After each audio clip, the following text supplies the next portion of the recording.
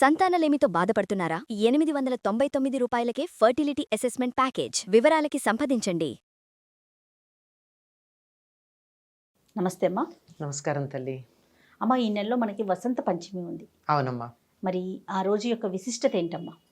వసంత పంచమి, శ్రీ పంచమి, మదన పంచమి, ఇలా అనేక నామాలతో దీన్ని చెప్పుకుంటారమ్మా. మాఘ శుద్ధ పంచమిని. ఇది శ్రీ పంచమి అని ఎందుకంటారంటే సరస్వతీదేవి ఆవిర్భవించినటువంటి రోజుగా చెప్పబడుతూ ఉంటుంది. మహాకాళి, మహాలక్ష్మి, మహాసరస్వతి అని చెప్పబడేటటువంటి వాటిల్లో ఉన్న సరస్వతి, అలాగే పంచప్రకృతులుగా చెప్పబడి ఏదైతే మూల ప్రకృతి ఉందో ఆద్య ప్రకృతి, ఆ ఆద్య ప్రకృతి 5 రూపాల్లో భూమి మీద ఆవిర్భవించింది అని దేవీ భాగవతంలో చెప్తూ ఉంటారే, అటువంటి దేవీ భాగవతంలో చెప్పబడిన సరస్వతి ఆవిర్భవించినటువంటి రోజుగా ఈ శ్రీ పంచమిని గురించి చెప్తారు. మాఘ శుద్ధ పంచమి. ఓకే. దీన్ని వసంత పంచమి అని ఎందుకు అంటారు అంటే ఇంకా వసంత ఋతువు రాలేదు. అవును. ఇది మనకి హేమంతమే నడుస్తోంది. హేమంత ఋతువు తర్వాత కొద్ది రోజులకు వసంత ఋతువు వస్తుంది. కానీ ఉత్తర దేశంలో మనకన్నా ఈ ఋతువులు చాంద్రమానాన్ని అనుసరించి చేసుకునేటటువంటి చాంద్రమానాన్ని అనుసరించి పరిగణించేటటువంటి తిథులు ఒక 15 రోజులు ముందుంటాయని అనేక సందర్భాల్లో చెప్పుకున్నాం. దాన్ని బట్టి అతి కొద్ది రోజుల్లో వసంత ఋతువు రాబోతోంది. కనుక రాబోయే వసంత ఋతువుకి ఇది ఒక ముఖద్వారంలాగా, ఇది తలుపు తెరిచి వస్తోంది వసంతం అని దానికి స్వాగతం పలికేటటువంటి రోజుగా కూడా దీన్ని చెప్పుకుంటారమ్మా. అందుకని దీన్ని వసంత పంచమి అని కూడా అంటారు. ఓకే. ఈ రోజు పాటించాల్సిన నియమాలు ఏంటమ్మా? నియమాలు అన్న దానికన్నా ఈనాడు గనక సరస్వతీదేవిని ఆరాధించినట్టయితే, ఆవిడ పుట్టినరోజు కదా, ఎవరి పుట్టినరోజు నాడు వాళ్ళని గనక పలకరించినా, మనం మామూలుగా కూడా అనుకుంటాం కదా, ఆ రోజు వాళ్ళకు శుభాకాంక్షలు చెప్పినా పలకరించినా వాళ్ళు చాలా సంతోషపడతారు. ఎవరికి వాళ్ళకి తన పుట్టినరోజు చాలా గొప్ప. సరస్వతీదేవి ఆవిర్భవించింది అంటే ఆ రోజు సరస్వతిని ఆరాధించినట్టయితే అన్ని విద్యలు అన్ని కళల్లోనూ నేర్పరితనం వస్తుంది. పైగా ఎందుకు పుట్టినరోజు నాడు వాళ్ళని ఆరాధించాలి? ఒక మహాశక్తి ఒక ప్రయోజనాన్ని ఆశించి ఉద్భవిస్తోంది అంటే ఆ సమయానికి ఏదో పవిత్రత ఉండే ఉంటుంది కదా, శక్తి. అటువంటి శక్తి కలిగినటువంటి సమయంలో అటువంటి శక్తి ఆకృతి ధరించి ఒక రూపంగా ఆవిర్భవించినటువంటి రూపం ఏదైతే ఉందో ఆ రూపాన్ని గనక మనం ఆరాధించినట్టయితే, సేవించుకున్నట్టయితే దానివల్ల కలగవలసినటువంటి ఫలితాలు మనకు బాగా తొందరగా లభ్యమవుతాయి. పిల్లలతో ఏం చేయించాలమ్మా? మరి సరస్వతి మాత అనగానే మనకి పిల్లలే గుర్తొస్తారు, కానీ పెద్దవాళ్ళు కూడా చేయాలి. అంతే కదా. ఎవరికి చదువు కావాలనుకుంటారో, ఎవరైతే ఏదైనా ఒక కళలో, చదువు అంటే అక్షరాలు చదివేది ఒకటే కాదు, ప్రతి కళ కూడా 64 కళలు సరస్వతీదేవి అనుగ్రహం వల్లే కదా మనకి లభ్యమవుతాయి. అటువంటి 64 కళల్లో ఏ కళల్లో ప్రావీణ్యం కావాలనుకున్నా ఈరోజు ఆ కళని తనకి ప్రసాదించమని చెప్పి సరస్వతీదేవిని ఆరాధిస్తారు. మీరు పిల్లలు అన్నారు, పిల్లలతో ఆ రోజు ఏం చేయిస్తారు అంటే మన దగ్గర కొంచెం తక్కువ, కానీ బెంగాల్లో మాత్రం ఈనాడు పసుపచ్చని వస్త్రాలు ధరిస్తారు. ఎందుకంటే ఒక దీక్షగా చెప్పడం కోసం అనుకుంటా. ఆ రోజు పిల్లలందరూ పుస్తకాలను పూజిస్తారు, అందరూ కలిసి చాలా ఆనందంగా గడుపుతారు. చదవరు, ఎందుకంటే సరస్వతిని పూజించాంగా, ఈరోజు మనం చదవద్దని చాలా ఆనందంగా, అసలు ఆబాల గోపాలము ఆనందంగా గడుపుతూ ఉంటారు. ఎందుకంటే శక్తి ఆరాధన, దైవాన్ని శక్తి స్వరూపంగా ఆరాధించే పద్ధతి మనకి ఒరిస్సా దాటిన తర్వాత అస్సాం, బెంగాల్ ఆ ప్రాంతాలు అత్యధికంగా కనపడుతుంది. కనుక ఆ విధంగా అక్కడ చేస్తారు.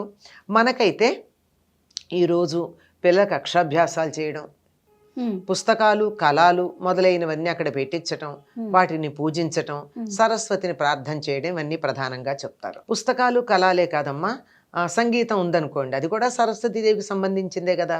చిత్రలేఖనం ఉంది, శిల్పాలు ఉన్నాయి, అన్ని కళలు. ఆ కళలకు సంబంధించిన వస్తువులు ఏవైతే ఉన్నాయో వాటన్నిటిని కూడా ఆరాధిస్తారు. మన సంప్రదాయంలో అదొకటి ఉంది. ఏమిటంటే దేవుడు అంటే విగ్రహంలో ఉన్నటువంటి దేవుడు మాత్రమే కాదు, ఒక విద్యని సాధించటానికి అవసరమైనటువంటి మనం ప్రాణం లేని వస్తువులు అని చెప్పుకునే ఉంటాయే, వాటిని కూడా ఆరాధించటం భాగం.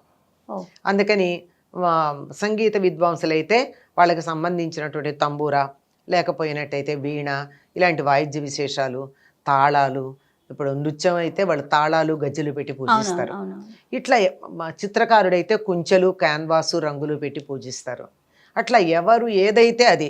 ఆఖరికి ఈ రోజుల్లో చాలామంది ఈ సంప్రదాయంలో అయ్యో మేము పుస్తకాలు చదవటం లేదు కదా ఏం చేయాలంటే కంప్యూటర్ని కూడా పూజిస్తున్నారు. అవునమ్మా, సిస్టమ్స్ ని కూడా బొట్లు పెట్టేసి పూజ చేసుకుంటున్నారు. అంటే బొట్లు వాటిని పూజించమంటే వాటి మొహాన్ని ఇంతంత పసుపు కుంకుమ పూలు వేసేసి పని చేయకుండా పాడు చేయమని కాదు.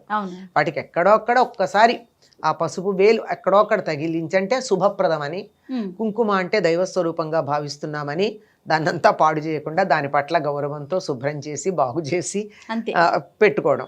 ఆ విధంగా తమ విద్యకి సంబంధించినటువంటి వస్తువులు ఏవైతే ఉన్నాయో వాటన్నిటినీ వీలైతే అందుబాటులో కనుక ఉన్నట్టయితే తమకి విద్య బోధ చేసినటువంటి గురువులకి నమస్కారం చేసుకోవడం, పూజించడం ఇవన్నీ కూడా చేస్తారు. ఇంకా ఆవిడ్ని పూజించేటటువంటి పద్ధతి ఒకటి ప్రత్యేకంగా ఉందని చెప్తారు. ఇది సరస్వతీదేవి ఎప్పుడో ఆవిర్భవించినప్పుడు ఈవిడ కాణ్వ శాఖకి చెందినటువంటిదని, ఈ కాణ్వ శాఖలోనే సరస్వతీదేవి పూజా విధానం కూడా మనకి తెలియజెప్పబడిందని చెప్తుంది. దేవీ భాగవతంలో వీటి వివరాలు ఉన్నాయి. మొత్తం షోడశోపచార పూజా విధానానికి సంబంధించింది.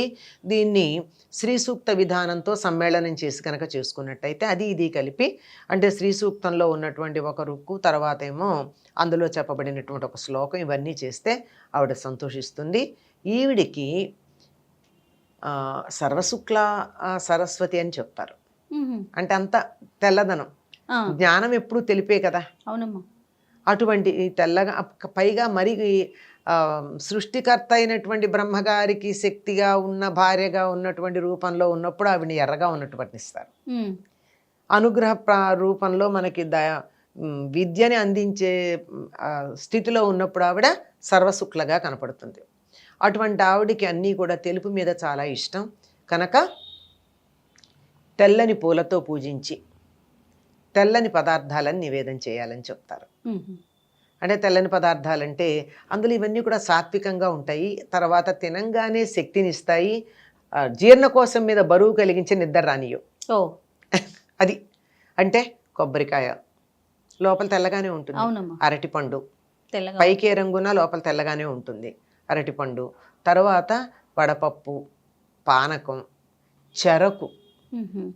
అంటే ఇప్పుడు మనకు దొరికే చెరుకులు వెదురుతో మధ్యలో వచ్చినటువంటివి, వెదురుతో మామూలు చెరుకుతోనూ కలిపిన సంకర జాతివి, అందువల్ల చాలా గట్టిగా ఉంటాయి. పూర్వం చెరుకులు మెత్తగా ఉండేవమ్మా, మా చిన్నతనంలో కూడా మెత్తగానే ఉండేవి, చాలా తేలిగ్గా ఇలా.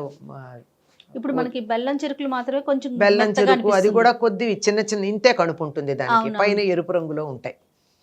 అట్లాంటివి కాకుండా అసలు మొత్తం అంతా మెత్తగానే ఉండేవి పూర్వం చెరుకులు. అటువంటి చెరకులు వీటిని ఆవిడికి నివేదన చేయాలి. వండి నివేదన చేసే దాంట్లో ప్రధానం ఏమిటంటే ఆవు పాలతో వండినటువంటి పరమాన్నం బెల్లం వేసి నివేదన చేయాలి అమ్మకి. ఆవు పాలు శ్రేష్టం, ఆవు పాలే కదా. ఆవు పాలు, బెల్లం, పంచదార అసలు సాధారణంగా దీనికి వాడం, అందులో ఇక్కడ కూడా అసలు వాడేది ఉండదు.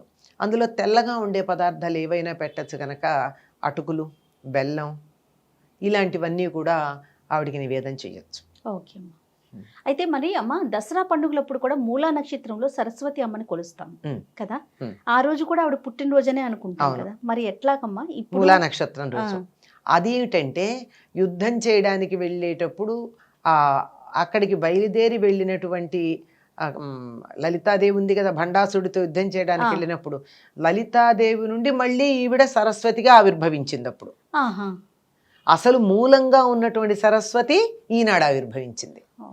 ఇది ఒక చిన్న సందేహం అనమాట. అసలు వస్తాయమ్మా, తప్పనిసరిగా రావాలి. ఇప్పుడు మీరు ఇప్పుడు అడగడం కాదు, చిన్నప్పుడు ఇవన్నీ విన్నప్పుడు మా అందరికీ కూడా సందేహాలు వచ్చి, ఈ ఋషులు ఏవి పొరపాటుగా చెప్పరు కదా, ఎక్కడో సమన్వయం ఉండుంటుంది అని చెప్పి వీటన్నిటినీ చదువుకోగా, కొన్నేళ్ల పాటు చదువుకోగా వాటిల్లో మనకి అందులో గురువు అనుగ్రహంతో ఈ సందేహాలు తీరడం జరిగింది.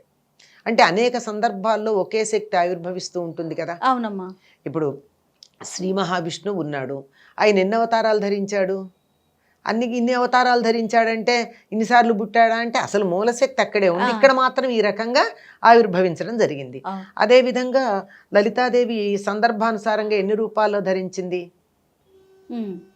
వాడు శుంభని శుంభుల్ని సంహరించటానికి సరస్వతిగా అవతరించింది ఆవిడ. ఆహా. అందుకని మూలా నక్షత్రం రోజు దసరా పండుగలప్పుడు మనం కొలుస్తాము. ఆ, ఇప్పుడేమో ఆవిడ ఆవిర్భవించిన రోజు అసలు కింద మనం మొట్టమొదట మహాసరస్వతిగా ఆవిర్భవించింది ఇది. ఇప్పుడు మనకి తేడా ఉంది. మహాలక్ష్మి, మహాసరస్వతి, మహాకాళి అవునమ్మా. వీళ్ళు మూలతత్వాలు. ఉమ్.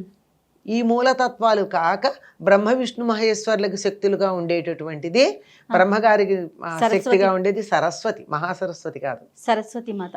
ఇందులో ఈ సరస్వతి ఎన్ని రూపాలు ఉందండి? నీల సరస్వతి, మళ్ళీ ఎర్రగా ఉండేటటువంటి సరస్వతి, ఆవిడకు ఉన్నటువంటి రూపాలు 8 అనుకుంటా, 7 8 ఉన్నాయి సరస్వతి రూపాలు. అందులో ఒక్కొక్కటి ఒక్కొక్క సందర్భంలో ఆ రూపంలో అదే సరస్వతి శక్తి ఆయా రూపాల్లో అవతరించడం జరిగింది. మూలంగా మొట్టమొదటగా ప్రథమంగా సృష్టి ప్రారంభ సమయంలో ఆవిర్భవించినటువంటిది ఈ సరస్వతి. దీన్ని ఇంకా మదన పంచమి అని కూడా అంటారన్నాం కదా. రతి మన్మధులని పూజించేటటువంటి కాలంగా చెప్తారు. అంటే రాబోయే వసంత ఋతువు శృంగార రసానికి మూలం అవుతుంది గనక, శృంగార రసానికి ప్రోద్బలం చేసేది అవుతుంది గనక ఈనాడు రతి మన్మధుల్ని పూజించే పద్ధతి కూడా ఉందమ్మా. అందుకే దీన్ని మదన పంచమి అనే పేరుతో కూడా చెప్తూ ఉంటారు. రైట్ అమ్మా, సంతోషం అమ్మా. నమస్తే. నమస్తే అమ్మా.